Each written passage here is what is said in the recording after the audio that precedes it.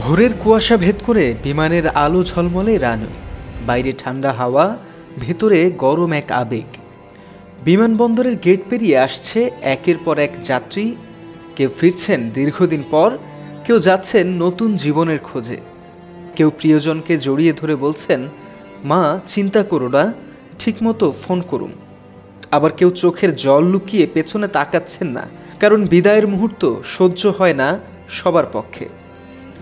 মায়ের আঁচল ভিজে যাচ্ছে ছেলের বিদায়ের অশ্রুতে। বাবার কাঁধে ঘুমিয়ে থাকা শিশুটি জানেই না তার বাবা ফিরবে আরও অনেক বছর পর, অথবা হয়তো কখনোই না। এই বিমানবন্দর শুধু একটি যাত্রার কেন্দ্র নয়, একটি আশা, অশ্রু আর আত্মত্যাগের মিলনস্থল। কারো চোখে উন্নত জীবনের স্বপ্ন, আবার কারো চোখে ধরা পড়ে ভয়। এই হজরত শাহজালাল আন্তর্জাতিক বিমানবন্দর প্রতিদিন বহন করে হাজারো স্বপ্ন, ত্যাগ আর না বলা গল্প, যেখানে প্রতিটি প্রস্থান এক নতুন যুদ্ধের শুরু, আর প্রতিটি প্রত্যাবর্তন এক গৌরব, এক বিষাদ।